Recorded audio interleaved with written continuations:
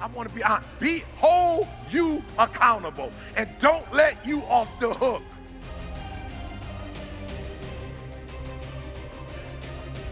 The reason why most of you are not where you need to be is because the only person you think about is you. And after a while, you give up on you. But if you had a reason, so you go home, I need all your reasons, right? All right, so we almost out of here. I need all your reasons. You go home, I need all your reasons. Be phenomenal or be forgotten. I need all your reasons, right? And the more reasons you have, listen to me, the more reasons you have, okay, y'all think I'm playing. Set a goal and have 50 reasons for why you're doing it and watch what happens. Watch what happens when you have a goal that only has 2 reasons. See how long that lasts. Watch a goal that has 50 reasons and see how it's not rocket science. I'm trying to tell you how I did it. So for every goal, I got 50 reasons. I got 50. When I came back, look, first time I came to New Zealand, it was one thing. When I came back, I'm like, I got to get some strategy. Like, I got to share what worked for me. Why? Because when I first got here, I did my little session. After we were taking pictures, the hugs was like, whoa, I felt like I was at the crib. Like I was at home. I was like, hey, okay, I like that. Some places I go to, it's just like, how you doing? And I was like, I'm fine, how you doing? I'm fine. All right, shake your hand, shake your hand. I was at the airport, I lost something. My man acted like it was his item that was lost. It was just my hat. Like I got a suitcase of hats, but my hats are precious.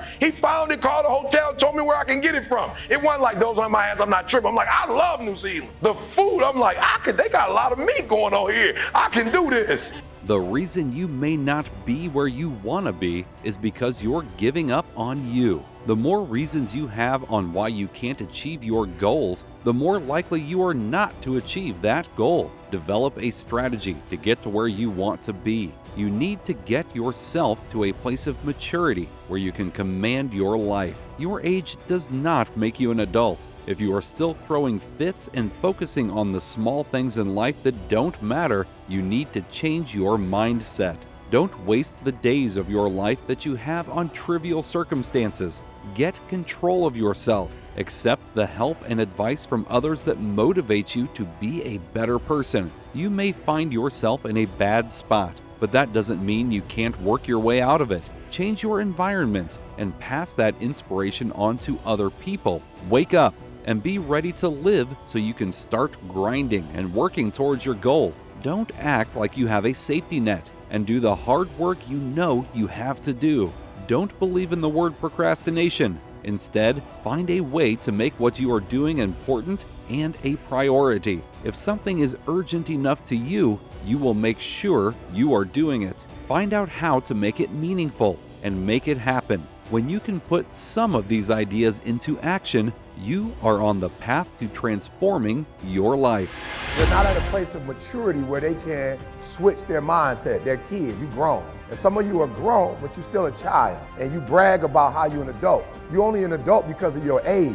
You're not an adult because you command your life. You're an adult because of your age. And that's not what makes adulthood. You're not an adult because you are 18 years old, you're 25, 26. If you still kept catching temper tantrums, you still getting attitudes, that means you're not an adult in that area. That means that particular area controls you, right? You almost got into a car accident over with. Car accident been over with 10 hours ago, you still pissed about it. Or you done got into it with your friend. That happened 2 days ago and y'all still not talking. That's immaturity, right? And let me tell you something. You don't know how many days you have. Like, I'm just gonna keep it 100. You don't know how many days you have left. You don't wanna be wasting days. You're not God, like you don't create. You can't wake yourself up. You don't know how many days you have left. You can't be playing with the days you have on foolishness. So you have to learn how to control yourself.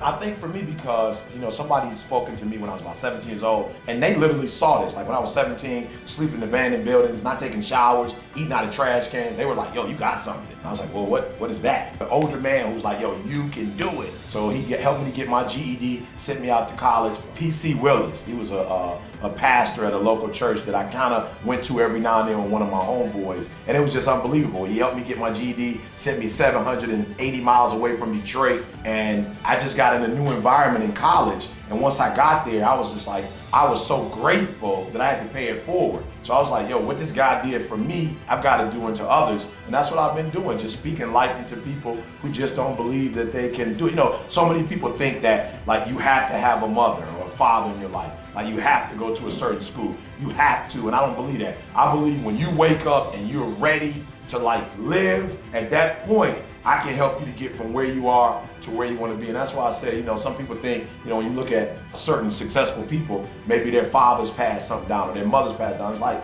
no, it doesn't make a difference if they pass it down or not. Everybody's got to wake up and grind. And if you're willing to work like they're willing to work, you can have whatever you want.